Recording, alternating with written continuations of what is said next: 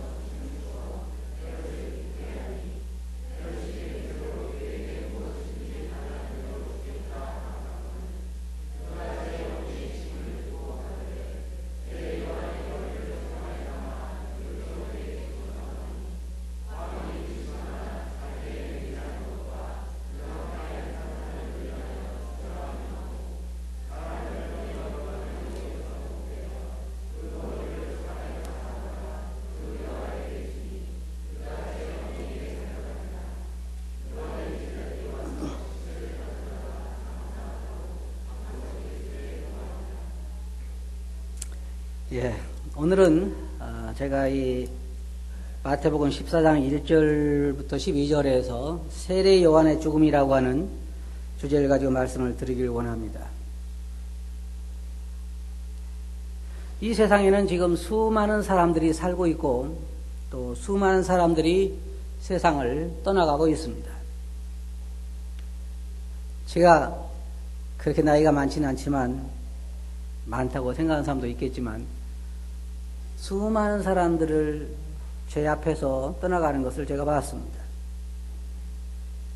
성경에도 보면 잔치집에 가는 것보다는 초상집에 가는 것이 더 복이 있다라고 말하고 있는데, 왜냐하면 초상집에 가서 우리가 그 죽음을 보면서 생각하는 것이 있기 때문입니다.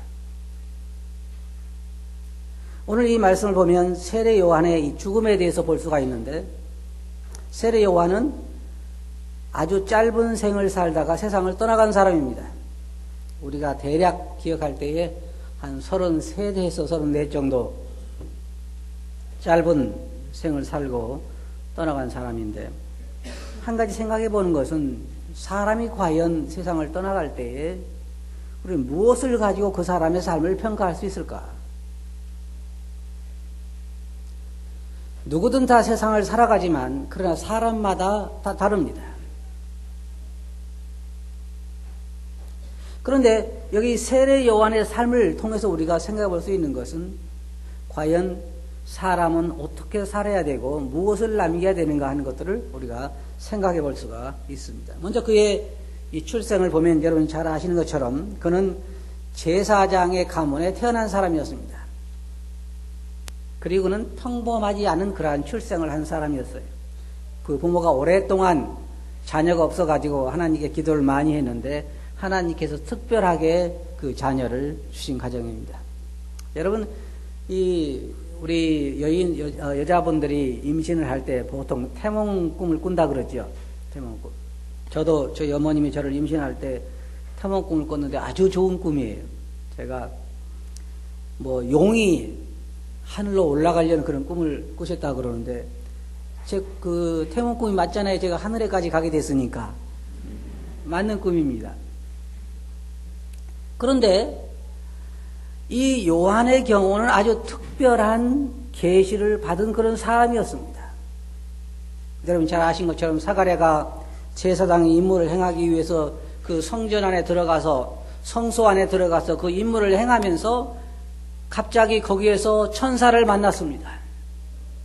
천사를 만나서 아들을 낳으리라고 하는 그러한 계시를 받았고, 워낙 나이가 많았기 때문에 사가랴는 믿지 못했습니다. 그때 하나님께서 천사가 말하기를 내가 아들을 낳기까지 말을 하지 못하리라 그렇게 이야기했는데, 성전이나 성소 안에 들어가서 나와서는 말을 못하게 됐습니다.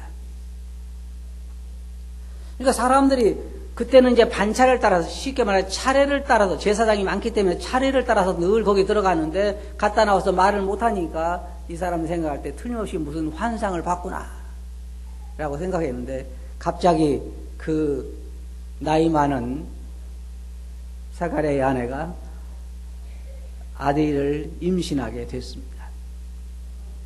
사람들이 신기하게 생각한 건 뭐냐면 말을 못하는 거예요. 이 아버지가 말을. 그러다가 나중에 아들을 낳고 나서 이름을 요한이라고 쓴 다음에 입이 열려서 말을 하게 됐죠. 그리고 그는 특별한 계시를 받았는데, 이는 여기에 있는 것처럼 그는 하나님 앞에 큰 자가 되고, 우리가 그 누가복음 보면 요한의 남에 대해서 우리가 자세하게 볼 수가 있는데, 천사가 나타나서 그가 하나님 앞에 큰 자가 되리라. 여기에 누가복음 1장 10절부터 보면 제가 읽어드리겠습니다. 모든 백성은 그 분향하는 시간에 밖에서 기도하더니 주의 사자가 저에게 나타나 향단 우편에 선지라. 사가랴가 보고 놀라며 무서워하니 천사가 일러 가로되 무서워 말라. 너의 간구함이 들린지라. 내 아내 엘리사벳이 내게 아들을 낳아 주리니 이름을 요한이라 하라. 너도 기뻐하고 즐거워할 것이요 많은 사람도 그의 남을 기뻐하리니 이는 저가 주 앞에 큰 자가 되며 포도주나 소주를 마시지 아니하며 모태로부터 성령의 충만함을 받아 이스라엘의 자손을 주 곧 저희 하나님께로 많이 돌아오게 하겠습니다. 그리고 그러한 계시를 받고 나서 요한의 아버지가 한 그 모든 이적들을 보면서, 요한의 아버지에게 일어난 이적들을 보면서 사람들은 기대하기를 과연 저 아이가 커서 무엇이 될 거라고 하는 그런 놀라운 기대를 하게 됐습니다.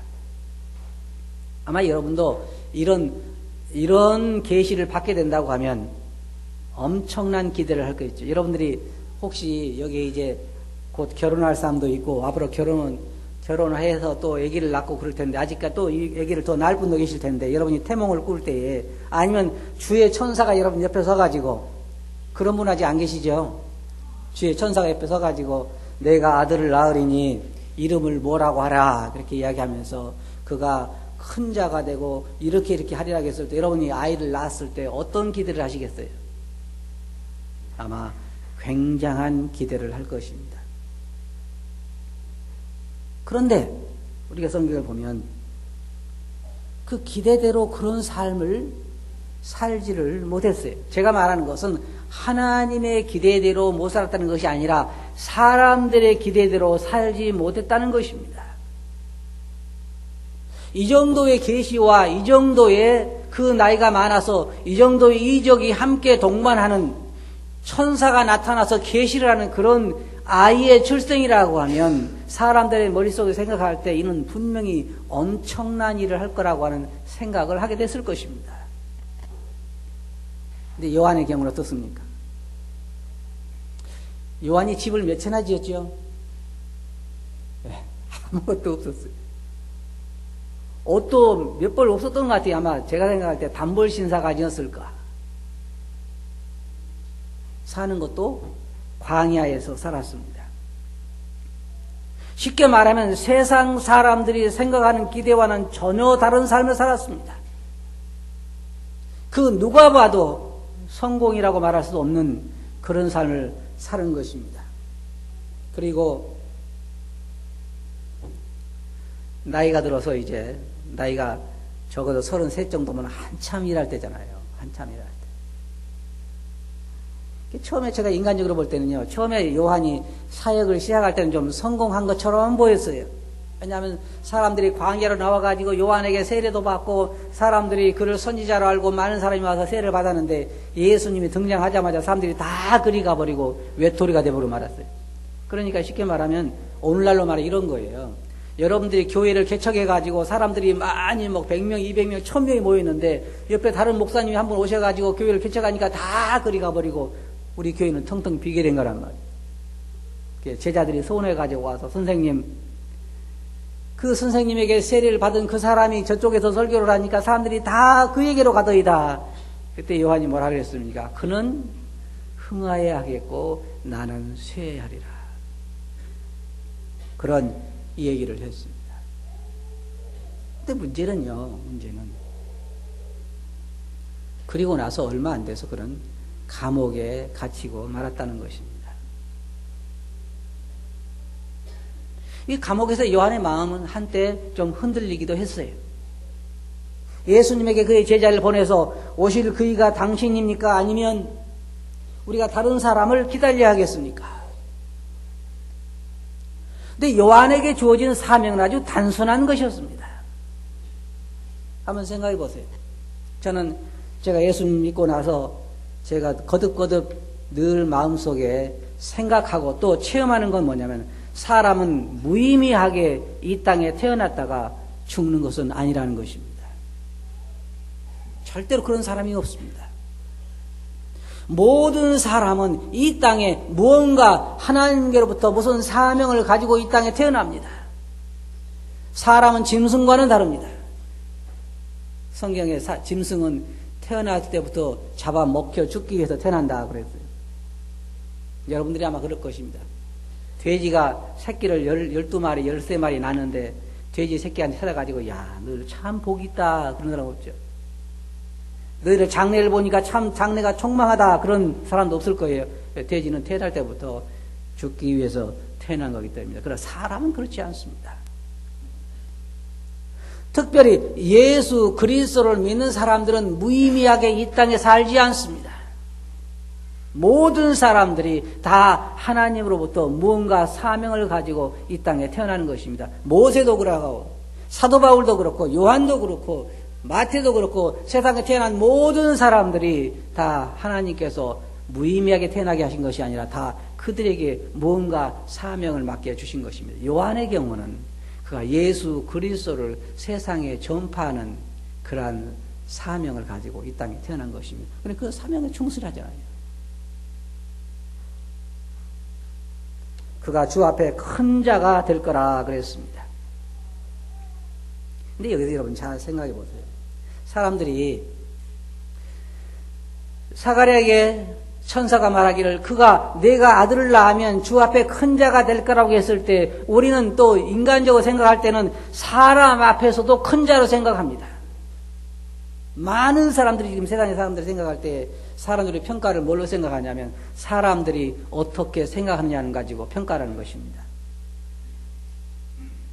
사람들이 생각하는 성공, 그것은 진정한 성공이 아닌 것입니다. 그러 말하기를 주 앞에 큰 자가 될 것이다.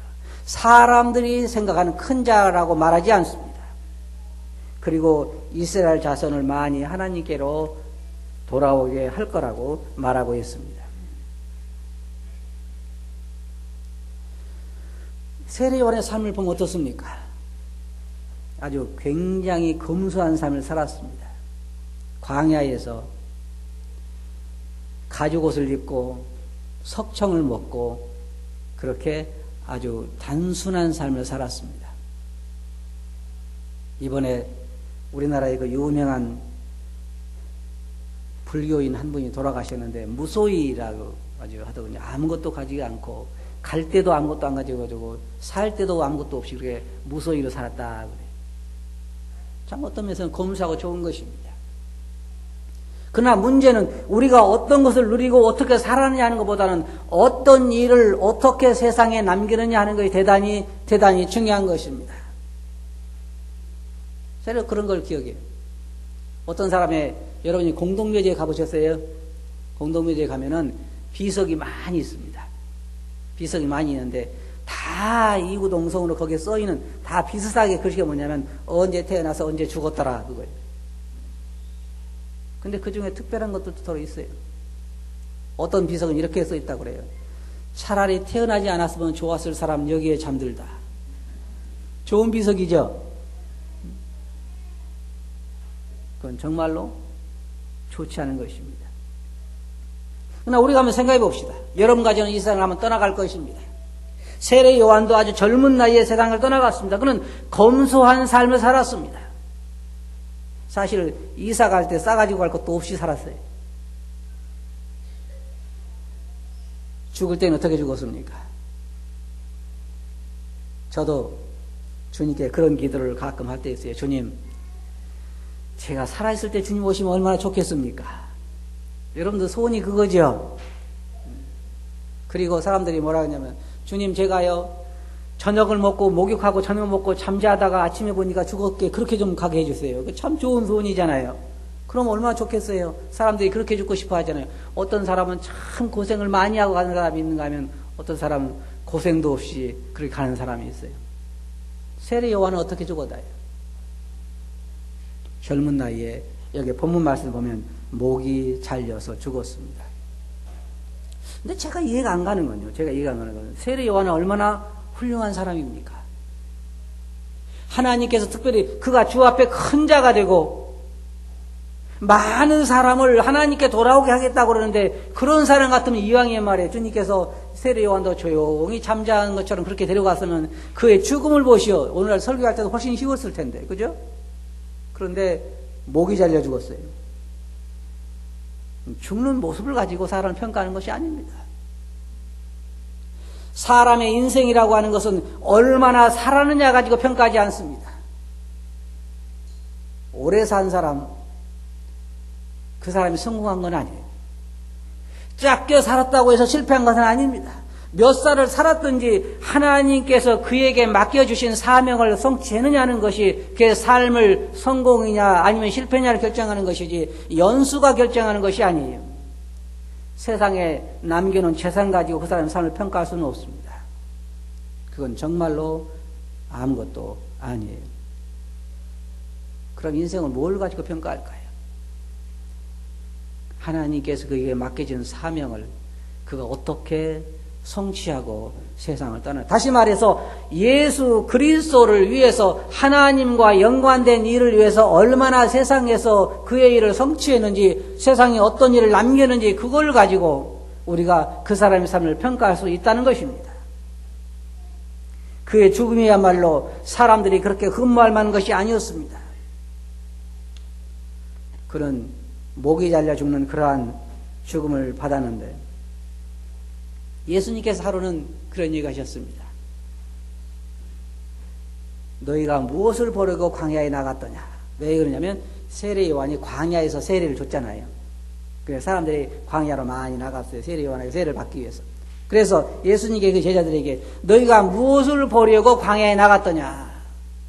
바람에 흔들리는 갈대냐? 아니면 부드러운 옷을 입은 어떤 사람들을 만나기 위해 가느냐? 그러면서 말씀하시기를요, 이렇게 이야기하셨어요. 여러분 잘 들어보세요.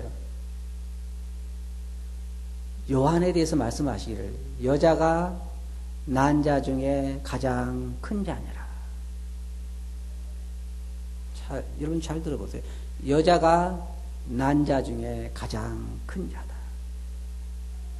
자, 보세요. 만일 세례요한이라는 사람이 여기 복명리에 살다가 죽었다고 합시다. 장가 안 갔죠? 재산은 뭐 있어요? 재산 아무것도 없어요. 살 때도 보니까 맨날 단볼 신사 같아. 그리고 나이도 젊어서 그냥 어떻게 오늘날로 말하면 그냥 교통사고로 죽었어. 33살 먹어가지고. 그럼 그 사람에 대해서 평가할 때 여러분 어떻게 평가할 것 같아요? 여자가 낳은 자 중에 가장 큰 자니라? 그렇게 안 하겠죠? 야, 객사에서 참 젊은 사람이 태몽은 굉장히 거창하게 꽂다던데 어떻게 그렇게 살다 죽었어? 아마 그렇게 평가하겠죠. 주님은 그 사람에 대해서 어떻게 평가하고 있냐면 여자가 난 자 중에 가장 큰 자니라. 인생을 과연 무엇으로 평가할 것인가, 우리는 이 말씀을 통해서 볼 수가 있습니다.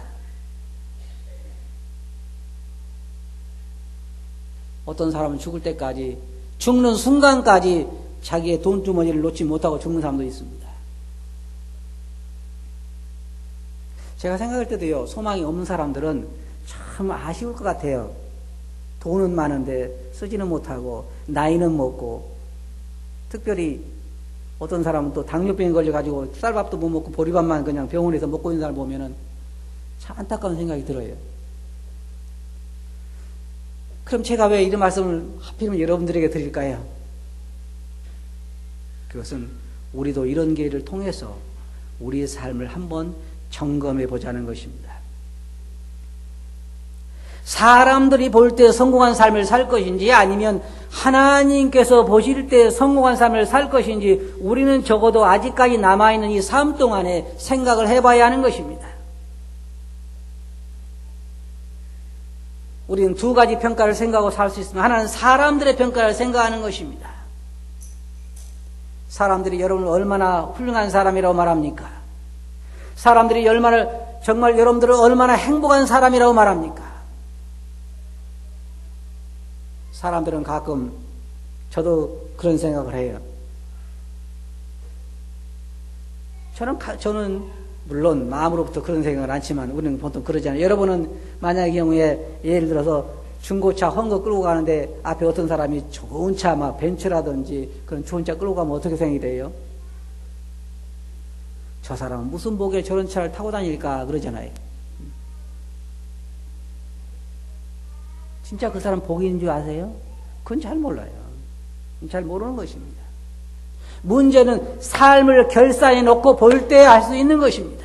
살아있는 동안에는 알 수가 없어요. 그 사람이 세상을 떠난 다음에 그 사람의 삶을 누가 결산하냐면 하나님이 결산하는 것입니다. 하나님이.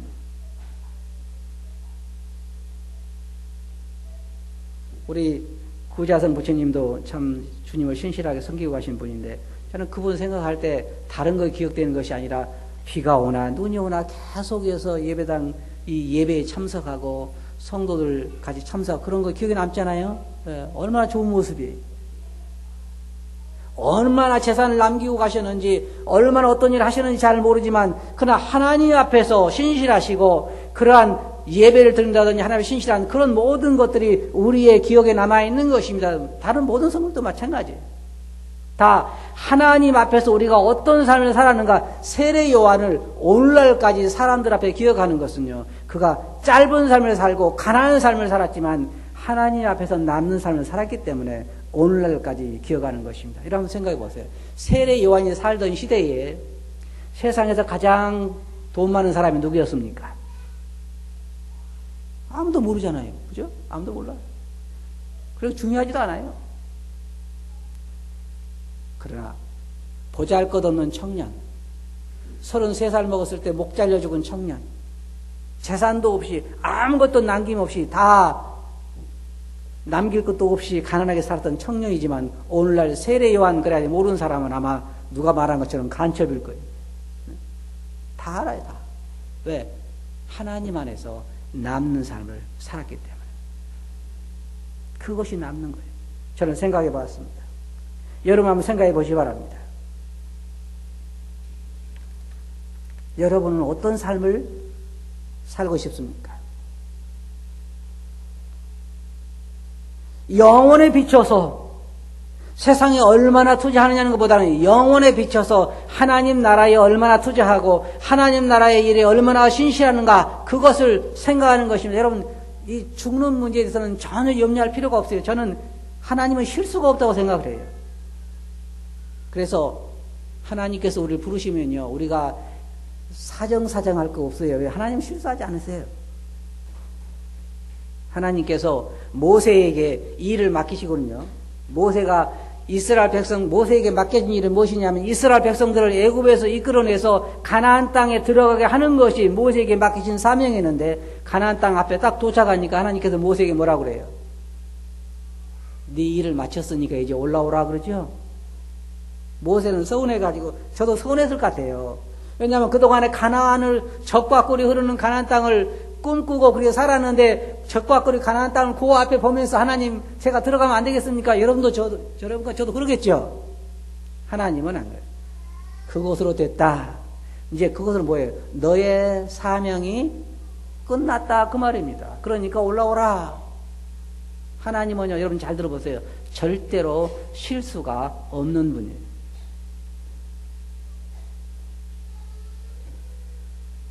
세례요한 뭐라고 해요? 세례요한이 할 일이 뭐예요? 예수 그리스도를 세상에 증거하는 것입니다. 다시 말해서 주의 앞에 사자로서 예수님이 사역하시기 전에 이분이 바로 예수님입니다. 이분이 바로 메시아입니다라고 한 소개하는 그 사명을 가지고 세례 요한이 이 땅에 왔어요. 그리고 예수님 오셨을 때 보라 세상 죄를 지고 온 하나님 어린 양이다. 그렇게 소개하고 나서 이제 예수님이 세례를 받고 공적인 일을 시작하시니까 세례 요한이 어떻게 됐어요? 감옥에 갇혀서 이제 목 잘려 죽었어요. 왜 그랬을까요? 세례 요한의 일은 끝났거든요. 그러니까 하나님께서 뭐라 그래요? 요한에게 올라오라 그러죠. 여러분도 이 땅에 여러분들에게 맡긴 일이 여러분 끝나게 되면요, 하나님께서 부르실 거예요. 그때 어떻게 이야기해야 할까요? 히스기야처럼 돼야죠. 그죠? 히스기야. 하나님, 제가 뭘 잘못했습니까?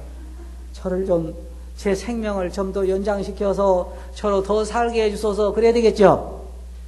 세례 요한이 감옥에서 땅을 치고 울고 불면서 하나님에게, 하나님, 내가 뭘 잘못했습니까? 제가 사치도 안 하고 그냥 가지고, 그거 하나 가지고 평생을 살고 메뚜기도 먹고 석청만 먹고 살았는데 제가 뭘 잘못했는데 33살에 이 젊은 나이에 오라고 그럽니까? 그런 얘기 안 했어요. 하나님이 보실 때는요, 이런 거예요. 여러분, 축구 선수 보면 그 축구 감독이 선수 하나 넣었다가 너 그냥 나오라고 하면 나가고 또 넣고 그러잖아요. 똑같은 거예요. 하나님께서 세상에 보실 때 그의 일꾼을 투자 여기에 보내시기도 하시고 부르기도 하시는 거예요. 그것이 그리스도인 것입니다. 그래서 우리 모두에게는 하나님께서 우리에게 맡기신 사명이 있어요. 그 사명을 우리는 완수하는 것입니다. 여러분, 그것을 완수했을 때 우리는 우리의 임무를 완성했다, 그렇게 말할 수 있습니다. 사도 세례 요한이 한 것 아무것도 없어요. 제가 말하는 것은 그냥 보라 세상에 지고 온 하나님 어린 양으로 세상에 예수님을 소개하고 사람들에게 회개세를 주는 거, 그거밖에 없어요. 그렇잖아요? 근데 그것이 그의 일이었다는 것입니다. 모세에게 맡긴 하나님의 일은 그의 사람들을 애굽에서 가나안 입구까지 인도하는 일이었습니다. 여호수아에게 맡기신 하나님의 일은 가나안에 들어가서 땅을 차지해서 분배하는 일을 맡기는 것이었습니다. 그 일이 끝났을 때 여호수아도 하나님께서 데려가셨습니다. 모든 일은 다 그래요. 모든 일은. 그러니까 여러분, 우리는 우리에게 맡긴 일이 끝나면 우리는 하나님께서 우리를 부르실 것입니다. 결론적으로 말씀드려서 이제 우리도 우리 자신들을 한 번씩 돌아볼 필요가 있습니다. 과연 첫째로 잘 생각해 봅시다. 과연 우리는 지금 현재 여기서 무엇을 위해 살아가고 있는가? 오늘날 나는 무엇을 위해 살아가고 있을까? 그리고 내가 세상을 떠난 다음에 나는 이 세상에 무엇을 남길 것인가? 뭘 남기시겠어요? 재산? 무엇을 우리가 성취하고 갈까요? 우리가 세상을 떠나갔을 때 나는 무엇을 성취했다고 말할 수 있을까요? 하나님께서 여러분에게 맡기신 무엇을 여러분은 성취하겠습니까? 각자가 받은 은사가 다릅니다. 여러분이 맡은 은사가 다 달라요. 그것을 여러분 성취하시기 바랍니다. 그리고 떠난 다음에 하나님께서 잘했다, 착하고 충성된 종아. 여러분 보세요. 모세가 하나님께서 이스라엘 백성들을 애굽에서 인도해서 가나안 땅에 들어가 한 일까지 마친 다음에 하나님께서 모세에게 뭐라고 그랬어요? 하나님의 집을 맡은 청지기로 충성했다 그러잖아요. 충성했다. 세례 요한에 대해서는 주님께서 말씀하시기를 여자가 낳은 자 중에 가장 큰 자라고 말씀하시잖아요. 사도 바울도 자기가 맡기신 사명, 하나님의 은혜의 복음 전한 일을 그는 마치고 나서 이제후로는 나를 위해서 의의 멸관이 준비되어 있다 그러잖아요. 여러분, 여러분에게 맡기신 일이 무엇입니까? 먹고 사는 거 말고, 재산 증식하고 모으고 그거 말고, 하나님께서 여러분을 부르신 그 부름의 소명이 무엇이에요? 그 사명이 뭐예요? 그것을 여러분 성취하시고 세상을 떠날 때 하나님께부터 그런 칭찬을 들을 수 있기를 바랍니다. 목적을 성취하고 나면 우리는 미련 없이 세상을 떠나갈 수 있습니다. 여러분 어떤 삶을 살고 싶습니까? 어떻게 여러분의 인생을 마무리하고 싶습니까?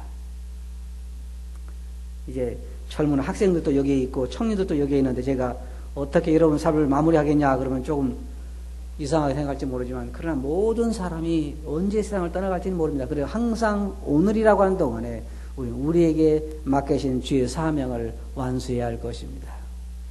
어느 날 그러겠죠. 어떤 사람이 이렇게 이야기했습니다. 내 주인께서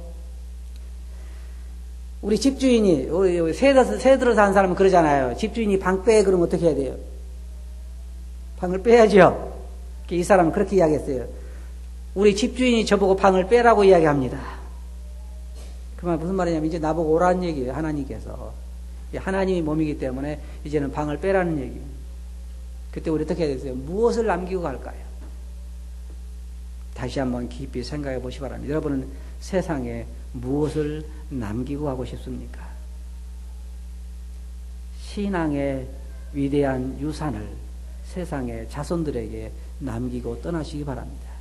하나님께 보실 때 여자가 난 자 중에 가장 큰 자라고 하는 이 요한의 삶을 여러분 살펴보시기 바랍니다. 삶의 길이가 문제가 아닙니다. 남기고 간 재산이 문제가 아닙니다. 얼마나 부유하게 살았느냐가 문제가 아니에요. 사람들이 얼마나 인정해 주느냐가 문제가 아닙니다. 그 뭐가 문제예요? 하나님께서 우리에게 맡겨진 사명을 우리가 과연 이루었느냐 하는 것입니다. 여러분이 세상을 떠나가실 때 여러분이 맡겨진 사명을 완수하는 분들로 세상을 떠나가시기 바랍니다. 그렇게 하시겠어요? 기도하겠습니다. 거룩하신 아버지 하나님, 세례 요한의 죽음을 보면서 저희들을 다시 한번 생각해 보게 됩니다.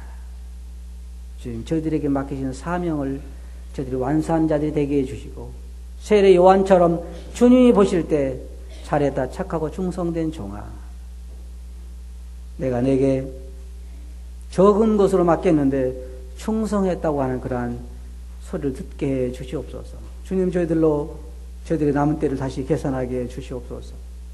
들은 말씀을 주께 의지하고 예수님 이름으로 아버지께 감사하며 기도합니다. 아멘. 특별히